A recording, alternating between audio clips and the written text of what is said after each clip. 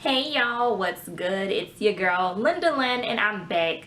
Now, if you have not watched my previous video, which is titled I am tired of these types of natural hair YouTubers, then it will be linked in the cards up above. So if you want to watch that, feel free to do so because you may be lost in the sauce with this video and we don't want that to happen now. But if you're new here, I am Linda Lynn and I do drop videos every single week. I am mainly a natural hair product reviewer. I am a very trusted one and I do drop honest and real reviews, which are 9 times out of 10 not sponsored. So if that's what you like, girlfriend, if that's what you like, boyfriend, then I am that go-to natural for you for the product reviews mainly. So let me let y'all know I do appreciate the girls and the guys who have watched my previous video. I am thankful for all the feedback that I have received, and I wanted to say that I wasn't trying to come off being malicious, and I wasn't coming off to be someone as of the form or in the stance of being a hater.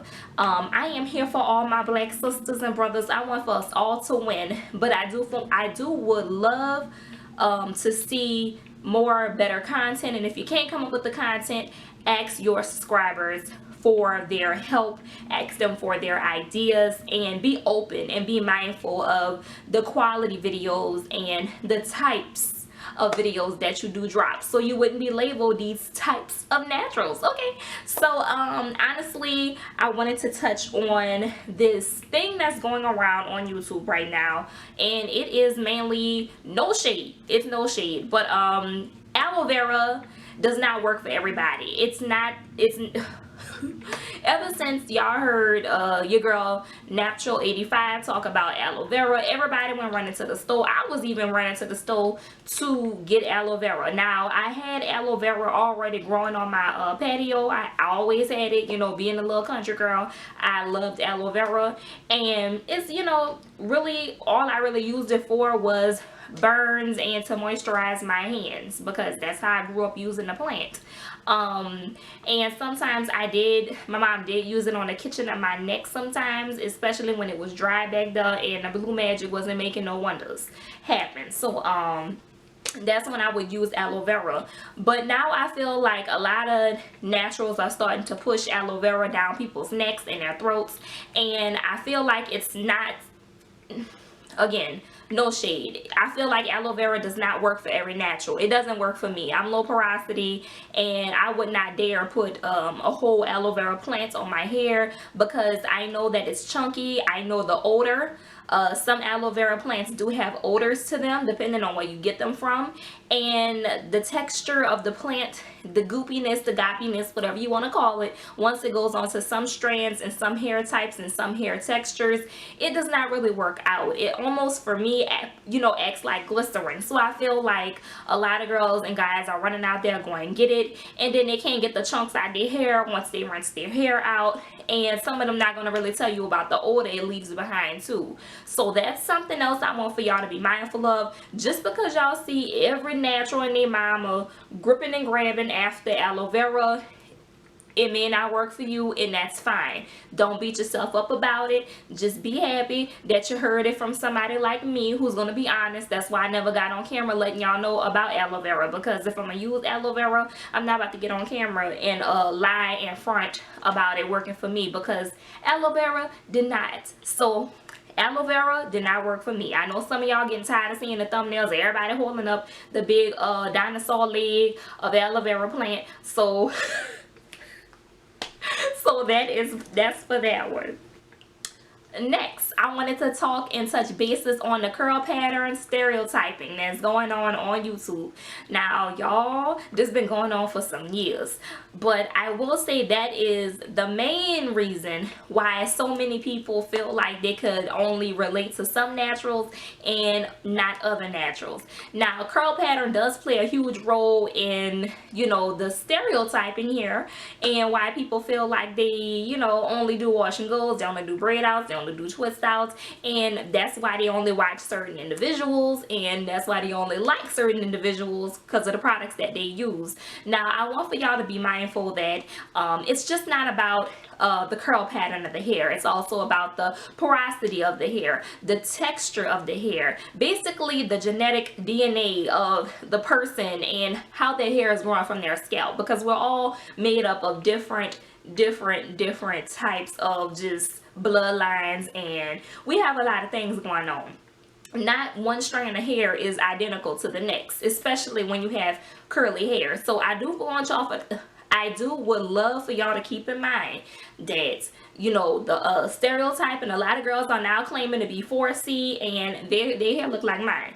So that's a little tea, but but I really do feel like more women and more men need to take on the task of learning and discovering more about their hair texture, hair porosity, their genetics, and basically more about their healthy hair journey that everyone claims to be on.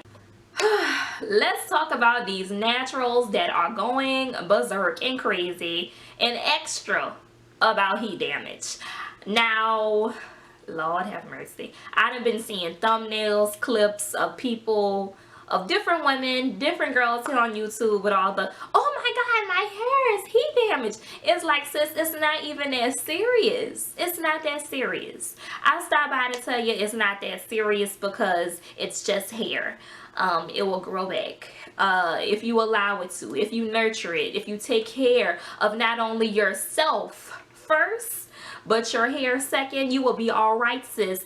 And I feel like we put too much emphasis and we put too much care and we put our hopes and our dreams and our love into other naturals, especially into their hair, and I feel like it's not even that deep, especially if that particular natural hair YouTuber knew for a fact that them straightening their hair on X and O amount of heat setting could possibly damage their hair. The technique that they use, they knew all of that from the jump, you know. And if they didn't take time out to realize and evaluate the fact that they could experience heat damage, and the technique that they're using or the person that they're going to may cause heat damage on their hair, sis, we have nothing to talk about. We have nothing to talk about. I feel like, you know, as viewers, because I'm coming from a viewer standpoint, we're getting sick and tired of seeing stuff like that.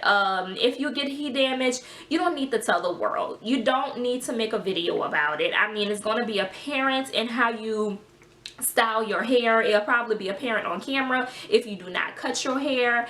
It'll just be apparent, and you know, eventually one of your subscribers or one of your viewers will call you out on it, and they probably are going to ask you, so did you experience any heat damage, or wow, your hair is heat damage, you know, and then you could probably address it in the comment section below. But to go all berserk and all crazy about it, that's just like, girl, you're doing too much for some clickbait, you know what I'm saying? If you're going to drop a casual video about, you know, your experience with getting heat damage, that's fine. But, you know, looking like you're about to cry and go all crazy about you experiencing heat damage, sis, I'm just not here for it. Hair to me is, you know, it's beautiful. Hair to me, I feel like for me, it doesn't define me, because if I was to lose all my hair today, I'm still going to be who I am as a woman, as an individual, as a mother, as a Christian, as a wife, as a daughter. You know, I could keep going on and on and on. But to me, everybody is different. I'm not about to speak for everybody anymore, but I'm going to say, for me, it's just not that deep. The heat damage thing, just, child, let it go. Let it go. And just not be so crazy about it. Don't be so crazy about it.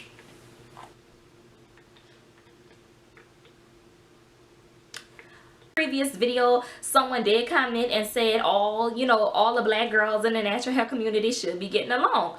And the thing is, who said we beefing? You feel me? Who said that, you know, oh, the girls in the natural hair community are beefing. If you have not noticed, every girl is in a class by themselves. Every woman is for themselves on YouTube nowadays in this natural hair community. You don't see you know, you don't see Carrie 123 and let me see, Pootie Pop 504 collaborating. You don't see it. And if you do see it, let me know, because I would love to see that type of content on my feed, but I don't see it on mine. You feel me? I don't see big content creators, you know, especially in the natural hair community, collaborating, because every woman is for themselves. And it's not to be selfish, because a lot of us, you know, women are selfish in a way. I mean, there's nothing wrong with that. Everybody want to try to grow their channel for themselves and not for the next female or the next man. That's honest and that's personal and that's, you know, real. But I do feel like camera had died. But like I was saying, some women are selfish to the point to where they feel like they don't want to work with the next content creator in the natural hair community because she gonna steal my shine and blah blah blah, all types of reasons. I don't know the reasons. I don't care to know the reasons. I'm just saying that's not what I see. And I do see it a lot with the smaller YouTubers, especially under 50K. I do see a lot of us creating content together, and I think that's beautiful.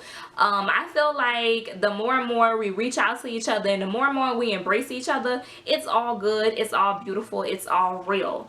I do feel like you know, there are some topics to where I need to do a whole another video on, and that's about the black natural hair product companies and the sponsorships. And I'm seeing, oh Jesus, I'm just seeing a lot. I'm seeing a lot. I actually did a blog post on my site, shefoundstrength.com, and I will link that in the description box below this video. So if you want to read about my experience with the black hair companies like weaves and wigs and all of that stuff, because there was a point to where I felt like I had sold out my myself, and not only myself but God, I'm started to stutter, Jesus.